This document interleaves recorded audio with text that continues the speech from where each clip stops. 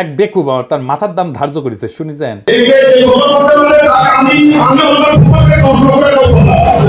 ওই যে কে যেন আজহার নাকি মাজার একজন আছে, মিজানুর রহমান আজাহারির তাফসির মাহফিলে গ্যাঞ্জাম নিয়ে কথা বলি। সিলেটে যেভাবে মিজানুর রহমান আজাহারির ওয়াজের শেষে হট্টগোল করে বন্ধ করে দেওয়া হয়েছে, তাতে আমি হতবাক এবং ক্ষুব্ধ। শুনেন তার কথা, শুনেন শেষ দিকের কথা। এই জায়গাটাতে এরকম কেন হইলো? শুরুতে তো এটা ছিল না।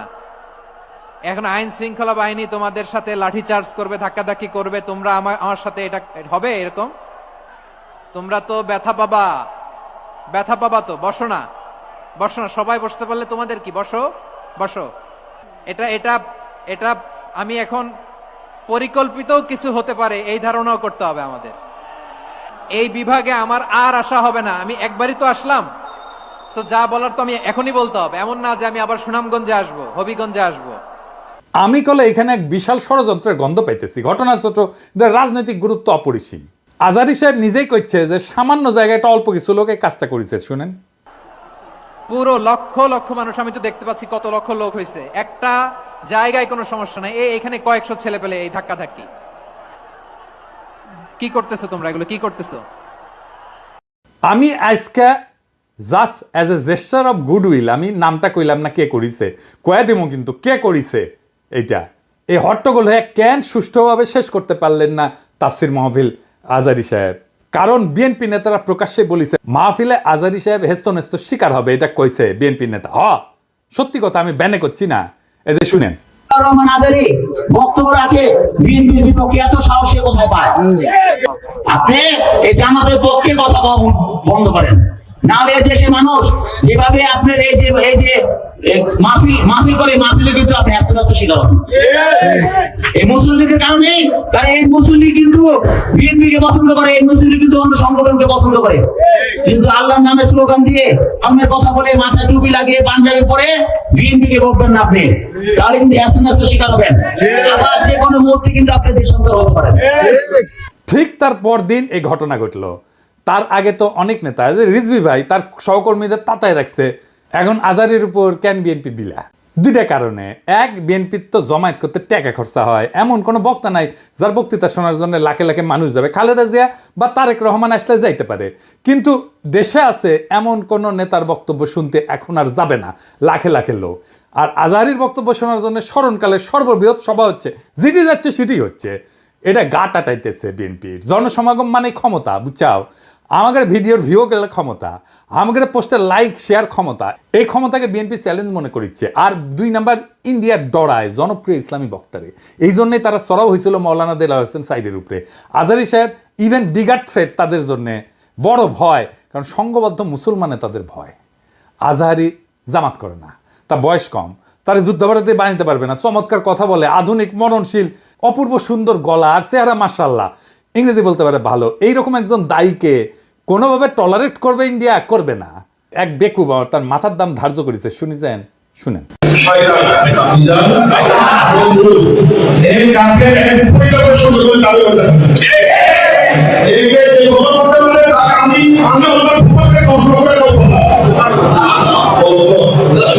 দেখেছেন তার জানের উপরে উঠে গেছে। পুলিশকে করছে ওই হারামজাদারা এখনই ধরে প্যাকেট করেন, ওই যে কইছে 10 লাখ টাকা দিবে, ও প্যাকেট করেন। বিএনপি নেতারাও খুব অপমানজনক ভাবে কথা কইছে যে আজারি হুজুরের পিছে লাগিছে। দেখেন দুদু ভাই কয় আজার নাকি মাজার কি যেন আছে, দেখেন শুনেন। ওই যে কে যেন আজহার নাকি মাজার একজন আছে। দুদু ভাই, আপনারা যে বিএনপির দুদু বলে এটা জানেন? হ্যাঁ, দুদু বুকের দুদু নাম বিকৃত করেন কে? বেদবি কুটি থেকে শিখেছেন? আপনার কর্মী আপনার কথা না শুনে আজারি হুজুরের কথা শুনবি? এটা জানেন না তো? কর্মীর সাথে তো যোগাযোগ নাই, জিজ্ঞেস করে দেখেন। আজারি হুজুরের নাম শুনলে কয়বার সালাম দেয় শুনেন, আর আপনার পিছে যায় কি কয় শুনেন।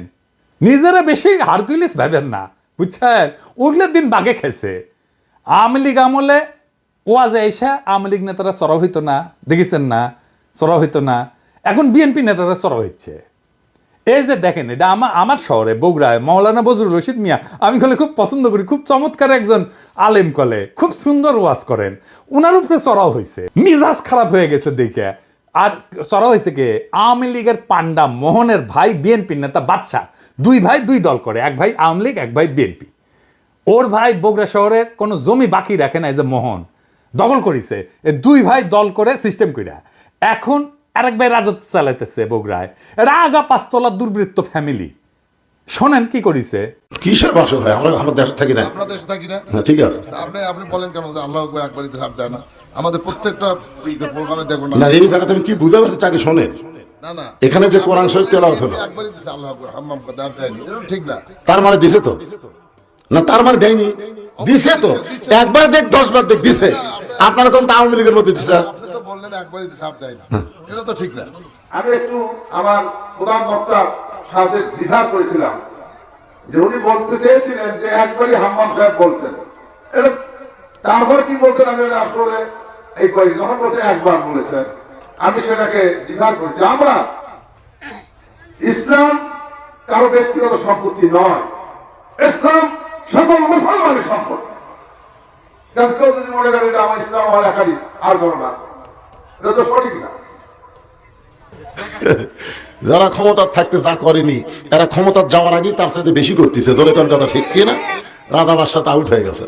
তো মাহফিলে যারা যাবেন, কোন রাজনৈতিক নেতা যদি আলেমের সাথে বেদবি করে না, একেবারে পায়দা ফেলাবেন, পারমিশন দিলাম, আমার নামে যেন কেস দেয়, আমি কয়ে দিছি।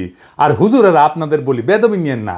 আপনারা কোন আক্কেলে এই সমস্ত রাজনৈতিক দুর্বৃত্তদের ওয়াজের মঞ্চে আপনাদের পাশে বসতে দেন? ওদের সেই যোগ্যতা আছে আপনার পাশে বসার? পাবলিকে তো আপনার ওয়াজ শুনবার এসেছেন নাকি? ওই গুলো ক্ষমা দেখবার আসছে, তা তো আসে নাই। আমি দুঃখিত, মুখ খারাপ করলাম হুজুর, বেয়াদবি মাফ করে দিয়েন, কিন্তু এ তো মেজাজ খারাপ হয়ে যায়। তো আপনি কেন ওগ্রে পাশে বসান কেন? আপনার ওয়াজে জমায়েতের ফুটেজ খাবার আসে, ওই হারামজাদা নিজেরা দেখলে তো পাবলিক আসবে না, কথাও কবার পারে না। আপনার ওয়াজের জমায়েতের ফুটেজ খাবার আসে, এটি এসে সে দেখায় যে আমি মেলা বড় নেতা। এগুলোর পাত্তা দিবেন না, দাবরানি দিবেন, সাইজ হয়ে যাবে।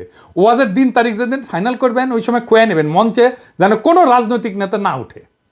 এই হারামজাদাগুলো সেকুলার সাজে, কয় যে ধর্মকে রাজনৈতিক উদ্দেশ্যে ব্যবহার করা যায়। তুই উঠিস কেন ওয়াজের ইয়েতে? তুই রাজনীতি করিস তো, তুই ধর্মকে ব্যবহার করিস কেন? তাইলে তুই উঠিস কেন ওয়াজের স্টেজে, মঞ্চে? কোনো রাজনৈতিক নেতাদের বক্তব্য দিতে দেওয়া যাবে না। ওরা কয় না নির্বাচনে আসেন, রাজনীতিতে আসেন, কয় না। হ্যাঁ, এই যে দুদুভাই কইছে, এই যে শুনেন। ভাইরে রাজনীতি করবেন স্বনামে আসে, আড়াই লাখ লেগে রাজনীতি করে।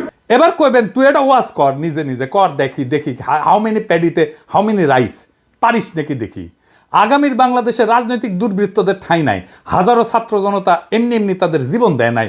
আমরা নতুন রাজনীতি চাই, আমরা নতুন কণ্ঠস্বর চাই, আমরা ফ্রেশ জিনিস চাই, সেকেন্ড হ্যান্ড মাল না। ইনকিলাব জিন্দাবাদ।